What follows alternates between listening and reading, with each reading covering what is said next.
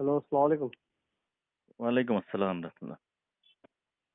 मैं सुना है कि आपको जमात के साथ नमाज पढ़ने के लिए तकलीफ होती है। सही सुने।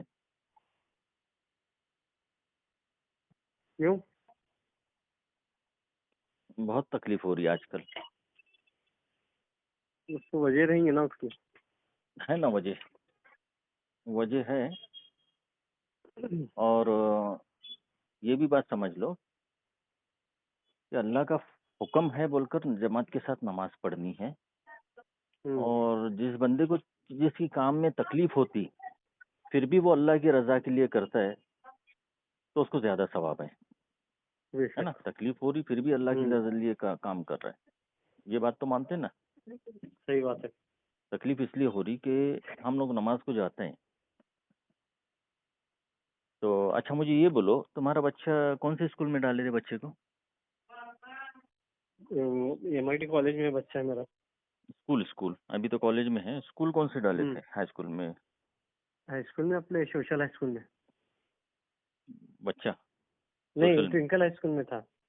अच्छा क्यों सरकारी स्कूल में क्यों नहीं लिया एडमिशन। सरकारी ये नहीं लिया, सरकारी में पहले सरकार नहीं है बोल के। क्या नहीं है पहले अभी जैसा। जरा मतलब पढ़ाई वगैरह सुनने में आता है कि पढ़ाई वगैरह जरा अभी है, वहाँ भी अच्छा है, पढ़ने वाले बच्चे कहाँ भी पढ़ते हैं। सरकारी स्कूल कॉरपोरेशन के जिला परिषद के स्कूल क्यों नहीं डाले। अब नहीं डाले वो। इंग्लिश इंग्लिश वो इंग्लिश का जरा ज्यादा ही है बोल के वहाँ डाले थे। नहीं बेसिक रूल ये है कि अपने बच्चे के करियर के लिए तुम अच्छी स्कूल चुने है ना। अच्छे स्कूल में डाले, हाँ। सरकारी स्कूल में शिस्त नहीं रहती, डिसिप्लिन नहीं रहती, पढ़ाई पर ध्यान नहीं रहता है ना। यही वजह है ना हम्म, हम्म, कि जो हम्म, बच्चे माँ बाप अपने बच्चों को इसमें नहीं डालते क्योंकि वहाँ पर बच्चा बिगड़ जाएगा, सही तरह से ध्यान नहीं देते टीचर्स वगैरह। सही है। तो अपनी मस्जिदों का हाल भी इस वक्त ऐसा ही हुआ है सरकारी स्कूलों की तरह है ना। हम्म, हम्म, मोबाइल आज आकर तकरीबन 15 से 20 साल हो रहा है मार्केट में मोबाइल आकर, और तकरीबन हर मस्जिद में बड़े बड़े स्टिकर लगाए जाते हैं, mobile switch your mobile, switch off your mobile, mobile बंद करो, हिंदी में हम्म, अंग्रेजी में है ना।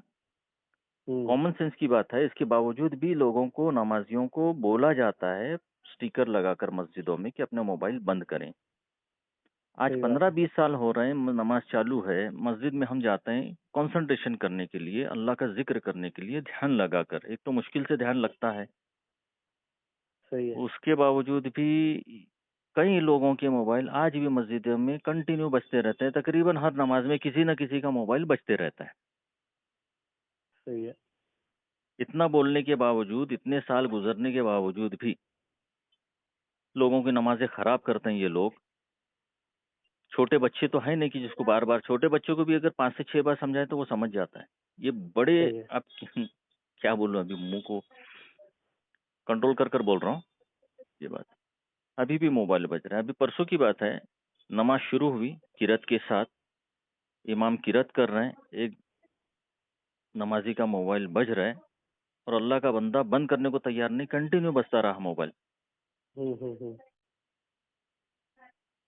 खुजली हुई आंख में तो बराबर उस जगह हाथ डालकर खिंचाएंगे नमाज में, सही लेकिन है। मोबाइल बंद करने नहीं आता इनको। गलत है ये। तो ये डिस्टरबेंस है। दूसरा, मस्जिद में जाकर ठहरे, नमाज में शामिल हैं, सफ में बंदे आते हैं वजू कर कर, सफ में शामिल होकर, अभी एक नमाज में मैं ठहरा, रकत बांध दिया मैं, मेरे बाजू का आया वजू कर कर, काफी देर तक हाथ मुंह पैर दस्ती से पोंछता रहा। उसके बाद दस्ती नीचे फेंका, फिर आस्तीन सीधे किया, आस्तीन के बटन लगाया, हम्म। फिर उसके बाद जेब से मोबाइल निकाला, फिर स्विच ऑफ किया, फिर जेब से घड़ी निकाला, फिर घड़ी पहना, फिर टोपी सीधी किया, शर्ट सीधी किया। ये काम उसका पूरी सूर्य फातिहा तक चलता रहा। अब बस वाले को कितनी तकलीफ हो रही जो रकत बांधा है। तो ये सब काम जो है ना पीछे कर कर आने का रहता है ना। सही है। सब में शामिल होकर जो नमाजी रकत बांध कर खड़ा है उसको डिस्टर्ब करने की क्या जरूरत है। इतना तो कॉमन सेंस होना चाहिए ना।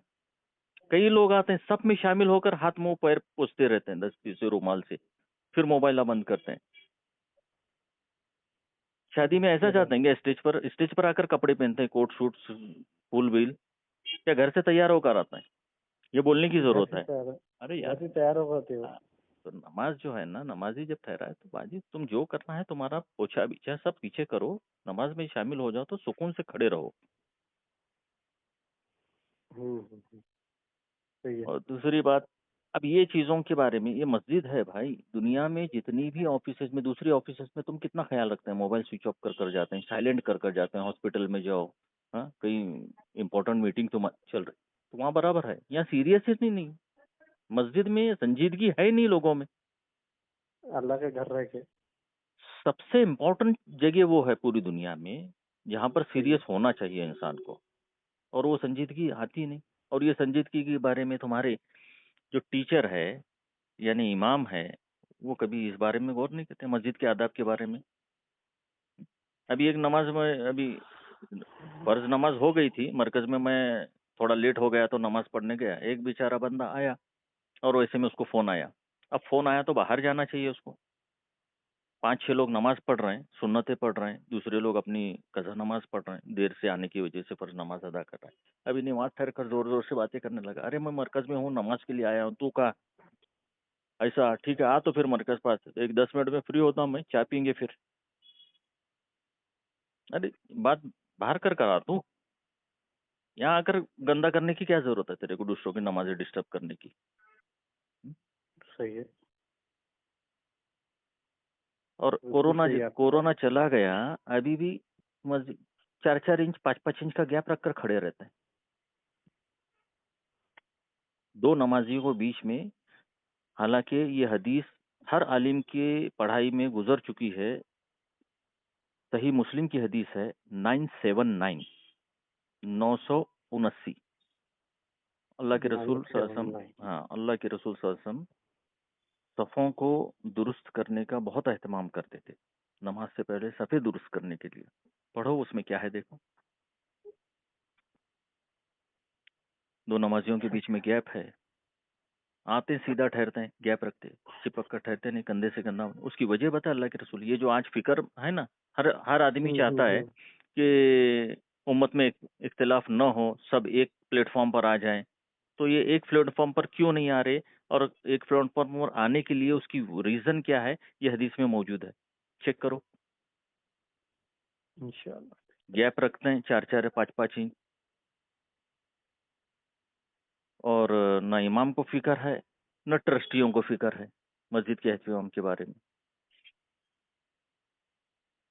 सही है। अच्छा, सही। नमाज होने के बाद कोई बंदा देर से आया, 2 रकात रह गए, वापिस खड़ा होता है सलाम फेरने के बाद, वो अपनी नमाज पढ़ रहा है, जिसकी नमाज बाजू में हो गई, फौरन मोबाइल निकाल कर चालू करता है मैसेजेस चेक करने का। अब उसका ध्यान नहीं जाता, डिस्टर्ब नहीं होता उसको, उसकी नज़र होता नीचे तो। रहती बाजू वाले की, मोबाइल में तुम्हारे फोटोज रहते हैं, तो मैसेजेस चेक करना है, स्क्रीन पर उसका डिस्टर्बेंस हो जाता ना उसका।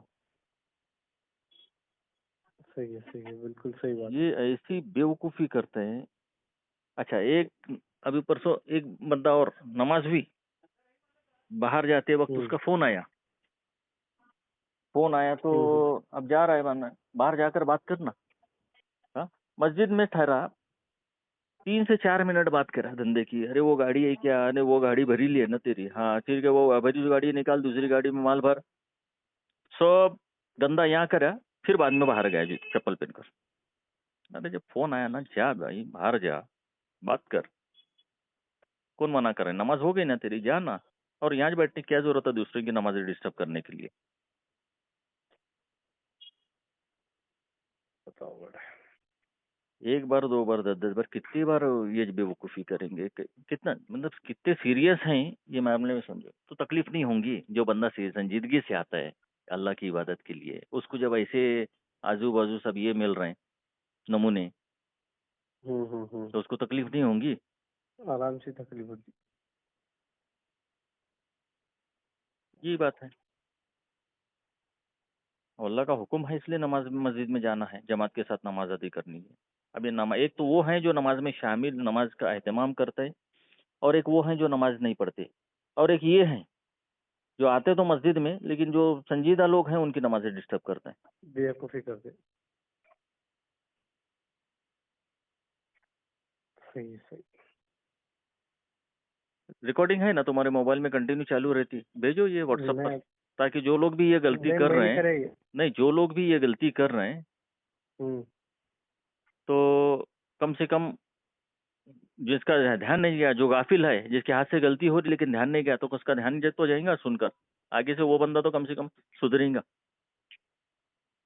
तो ये ठीक है, इंशाल्लाह ठीक। चलो जरा ओके। एक कॉल आ रहा है, बात करते हैं। हाँ चलता, अस्सलाम वालेकुम। वालेकुम सलाम।